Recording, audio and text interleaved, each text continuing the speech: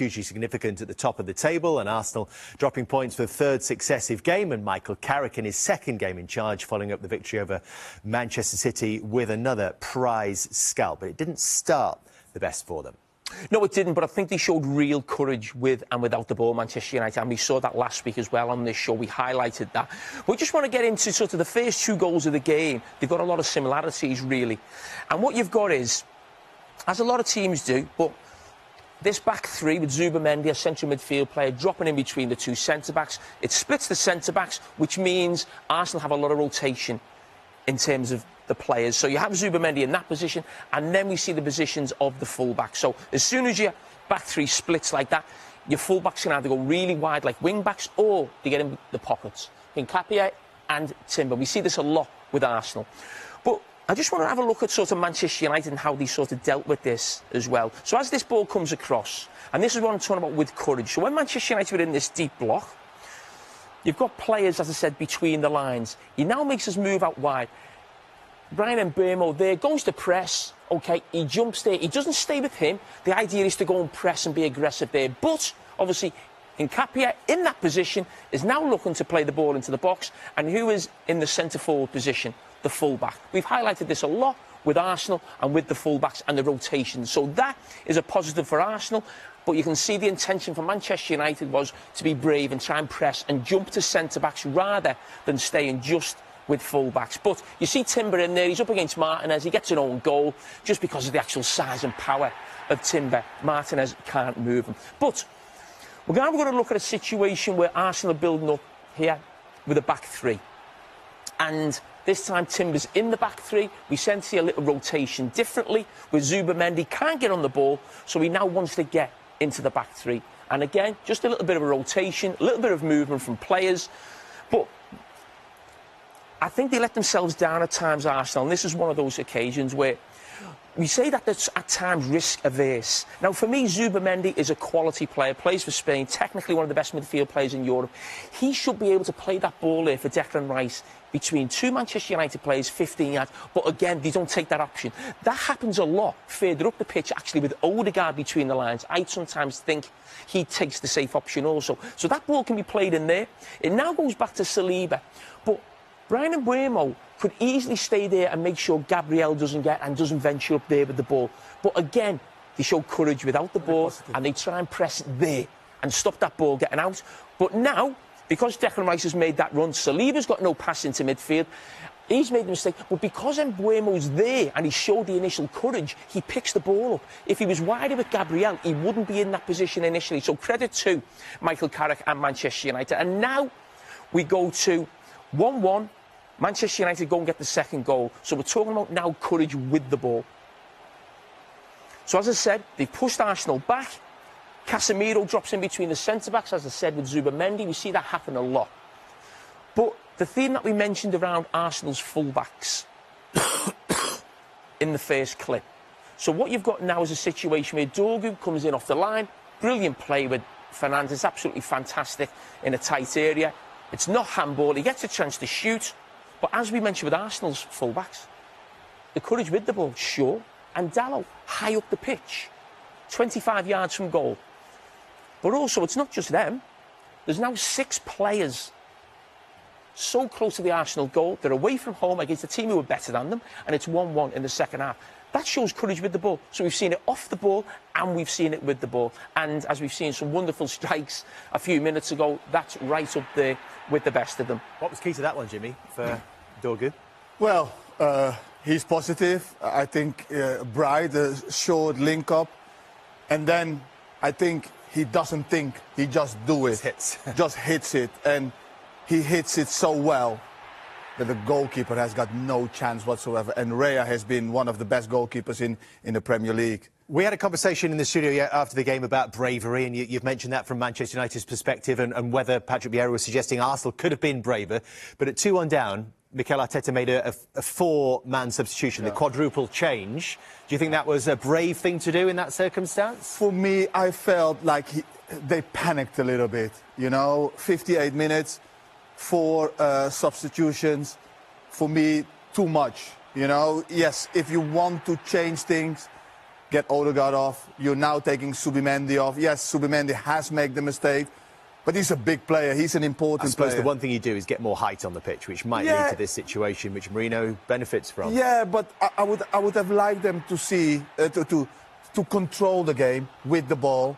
I would have liked them to be calmer because it was still 32 minutes to go, and they have scored a magnificent goal. That can happen, Man United. That can happen. It wasn't like they played him really off the park and it was a 1v1 with the goalkeeper. It was a great strike. That can happen. They could come back into the game, calm the game down, control the game with two changes. Now, Declan Rice had to play as a pivot, what is not his best position. You want to keep him high up. I think it was too much for me, you know? Do you know, it was a real surprise. It felt a big surprise in the stadium yesterday, Jamie, having got level, that suddenly they would go and concede 2 minutes, 58 seconds later with a team that are so big on control, with a coach who's so big on control. So what happened? But I'm talking about courage again. Bringing Sesko on. I think he comes on for Dorgu. Dorgu's a wide player, you bring a centre-forward on. Them centre-backs win everything. He keeps it alive. So that was courage from the manager, bringing Sesko on, again, away at Arsenal.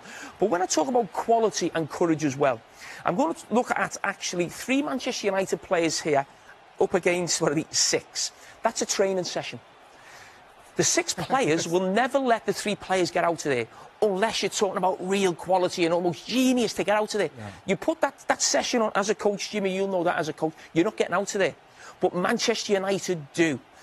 And who's involved in it? Bruno Fernandes has been at the heart of everything since Carragher came in. And he has been with every United manager, but certainly in this number 10 position now. So you run around here, and the football, as we saw with the Dorgu goal, is absolutely fine. When you are going in the half turn and you're now running, you know, you just know the feeling is there. You just have to hit it with the inside of your foot as hard as possible. Hopefully it hits the park a little bit, it goes even harder, and the goalkeeper has got no chance. And that's what it is. Has the United transformation surprised you, Jamie? Oh, yeah, in those 2 games, of course it has, yeah.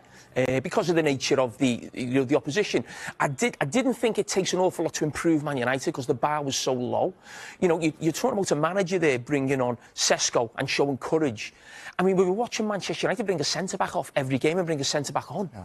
You know, we watched them a few weeks ago in this studio going to Everton against 10 men, still staying with the same system. So I think when Ruben Amorim lost his job, I said he's barely shown he's a competent Premier League manager in his time at Manchester United. So for a manager to come in, and Carragher's done brilliant, but to play players in the right position, ask certain things, show courage as Manchester United should, it would improve things, no doubt. But to beat Manchester City, to beat Arsenal away, is beyond his, and I'm sure every Manchester United supporter's wildest dreams. I think it's helped that Steve Holland has come through as well, you know, with Carragher. Someone you work with very closely. Somebody I worked with very closely. What influence will he be having on the team? But Shaw and Maguire has worked with them. So they're seeing him coming through. It's a familiar face. They know how he works. They know what he's like. He will have made them more solid. He will have organised them with Carragher. He will have a game plan. Of course, Amorim will have a game plan as well.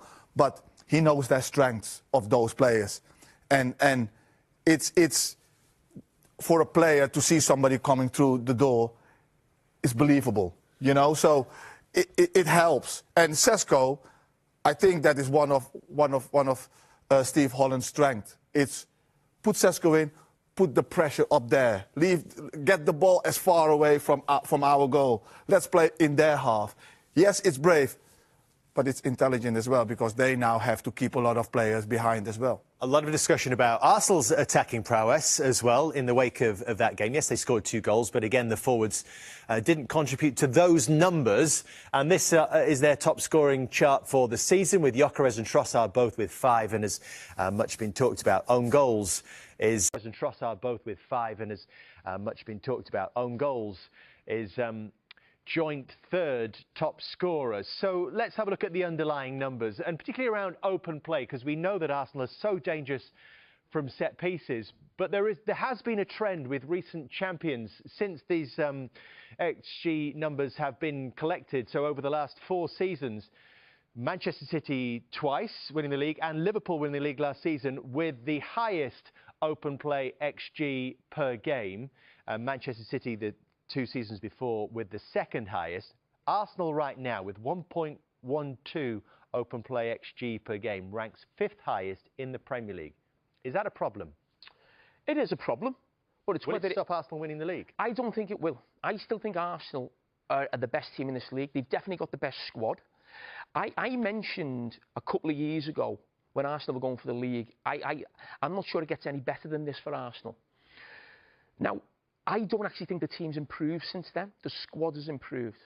But there's no doubt Manchester City and Liverpool have dropped off. So I actually think this Arsenal team, even though it hasn't improved in the last 2 years, can go on and win the league. I just think they need not to panic the situation that they're in. Go to Leeds next week and get the result that you should get. But the thing I would say is when people look at this, there's a lot of criticism around Arteta. We say he plays with the handbrake on. But listen, there's no problem with that. I've said for years, if he's going to win the league, he's going to win it like Mourinho. He's not going to win it like Pep. That's the way he's going to go about it. Who cares as long as you win? And I still believe they will win. So there's no big deal about the way Arteta goes about it. But what I would say is Arsenal, and I've always felt this would stop them winning the Premier League, but I don't think it will this season. They don't have a genuine superstar at the top end of the pitch. They don't have someone who's going to do what Salah did last season, or what Haaland did for Manchester City, or what a Hazard did for Chelsea. They lack that player. And what's really interesting is, halfway through the season, or if you picked it right now, I picked a team of the season so far. When have you ever seen a team at the top of the table who've been a top by 6 or 7 points, but if you were picking the best team in the Premier League so far, you wouldn't have one of their players in the front 4?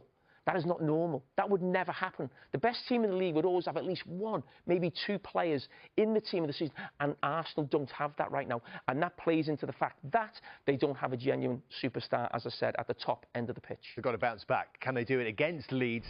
A different name, but I think at the moment, so far, so good. But wouldn't it surprise you if they play Fulham on the weekend and lose? You can't just turn up for the big games. So for me, the Man City and the Arsenal game were huge games for Man United. Fulham is their biggest game. Because Bruno said it last season, that we only turn up for the big games. So it's easy to get for the big games. Now can you go and do it for Fulham? There's a lot of noise from the pundits, so we're talking how well Carragher's doing.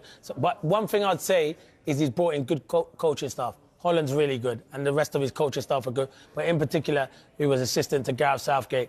I think he's a really good, and he helps him. He can kind of lean on him for advice. Full credit to Michael Carragher, and I hope he goes on and does well from now to the end of the season. My kids are Man United fans, so they're buzzing at the moment. I can't fault that. Right, so the big question then is, what is achievable for Manchester United and for Michael Carragher this season? Dave, what is the maximum number of points that they could end the season with? Well, I mean, Clinton's family obviously got some United fans in it. There's a lot of United fans that work here, and they're desperate for me to talk about United winning the title. Now, I had to put my foot down and say that's absolutely ridiculous. So they haven't made it onto my Premier League title predictor wall just yet. But yeah, if United win all their games between now and the end of the season, it would leave them on 83 points. And according to our title predictor here, you are going to need 81 by the end of the Premier League season to win it. And by the way, that number has come down from 86 a couple of weeks ago because of the top 3 essentially just struggling to string together results. Arsenal's cumulative points here, you can see, is the red line. They're slightly ahead, look, of Manchester City in the blue, and the Villa line of claret there. Villa, absolutely atrocious start to the season, wasn't it, for them? But they have slowly worked their way up and into contention. Arsenal 4 points clear, but the gap has closed. As it stands, another 31 then required to become champions. Arsenal's lead was cut this week from 7 to 4 then, which actually the 7 points was one of the largest leads at the top of the table. Manchester United 7 clear in 97-98. They were eventually overhauled by Arsenal. More on that in a moment. And Newcastle as well were 9 clear of Manchester United in 1996, but couldn't convert in one of the classic Premier League